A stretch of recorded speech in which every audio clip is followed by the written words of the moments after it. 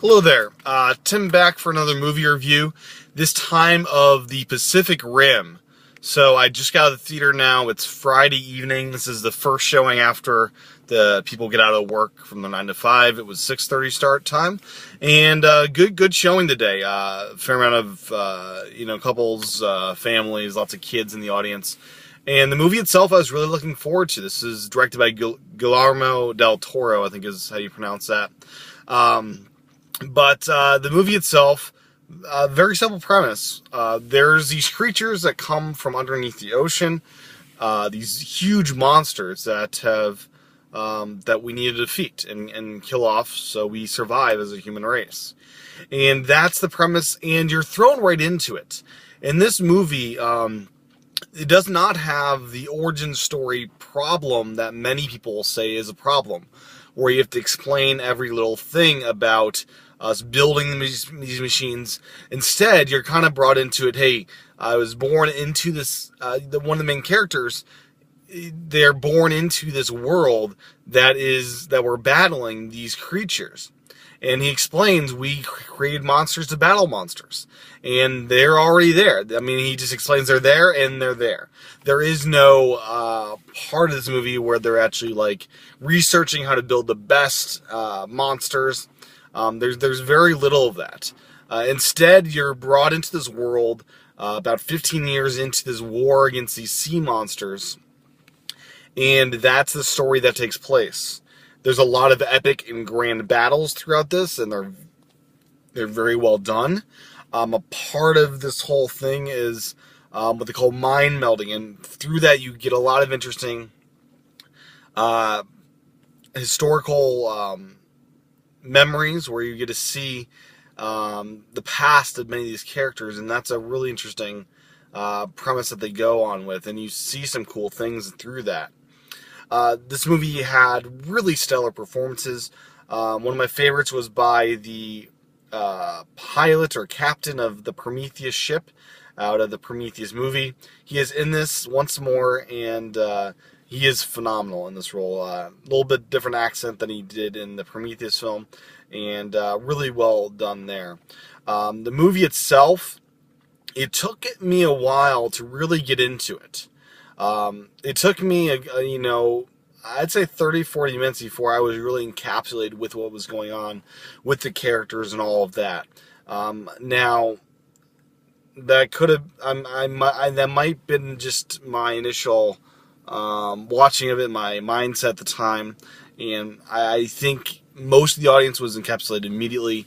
It took me a fair bit of time to get into this story, get into this world, and really appreciate for what they were doing here. Me being tired did not help one bit. It's kind of a good test of movie. Can a movie get me that excited and woken up in a tired state? And this one, it did eventually, but it did take a good amount of time for that to happen. I was following the story and everything going on at the beginning, but it did take me a good while to get into it. I'm not going to hold that against it, but it was a factor of this film. So, it's a couple of things that just irked me, I should say. They've been battling these sea creatures for 15 years or so, and this world did not seem a world that was devastated with loss. Cities are getting destroyed, families demolished, killed, and it would appear there's no side effects to that. There's no famine, there's no shortages of food or resources at all, even though they're living in this now devastated world. That these creatures have been killing off huge populations of people, and there doesn't seem to be any shortage or any true loss here. Even when people die, it's presented in a way that doesn't feel sad. When characters die, it doesn't feel bad. It's a very weird phenomenon they've created with Pacific Rim, and I'm not sure how I feel about it. It's a very Japanese heavily influenced film, the Godzilla type thing, which Godzilla, if you don't know, was kind of derived from Hiroshima and all the terrible things that happened with the bombing there. And again, they draw upon that kind of inspiration, and Pacific area, Japan and China and stuff, is very much a part of this film. And one of the main characters is Chinese or Japanese, I forget which. But that is one big problem I have with the film, is there is no lasting impact, seemingly, from all this destruction that's taken place over this decade and a half. It was a great summer flick, a great, just entertaining film. I really did enjoy it. The music was spot on. It wasn't any kind of Academy Award winning score, but it was fitting for the film. The action was great. The special effects were amazing. The acting was great. There was great comedy throughout. I mean, there wasn't a whole lot not to like. This was, by the books, a great movie, a great Hollywood summer blockbuster. So I'd say see it on that account. Don't go in expecting the greatest film ever made. Go in expecting a fun summer blockbuster that you may watch once or twice more.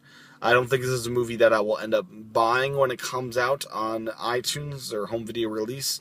This is a movie I may see again, but this will not be amongst my favorites of all time, but definitely a film worth seeing, and something that I will definitely see again. And give it another shot, as I did enjoy it, and I think there's a lot more potential in there than I perhaps gave it on my first viewing. So perhaps that second viewing I will appreciate it more and attach more to these characters and the story and this world that we're put in. So those are my impressions of Pacific Rim. I'd encourage you to see it. I heard the IMAX 3D version was phenomenal. I saw the 2D version, but it is IMAX 3D, and I heard it was phenomenal that way, and very well done there. So anyways, thanks for watching this review. I'll be back for more reviews. This was rather lengthy, and I will now end this review, and stay tuned for more. Bye-bye.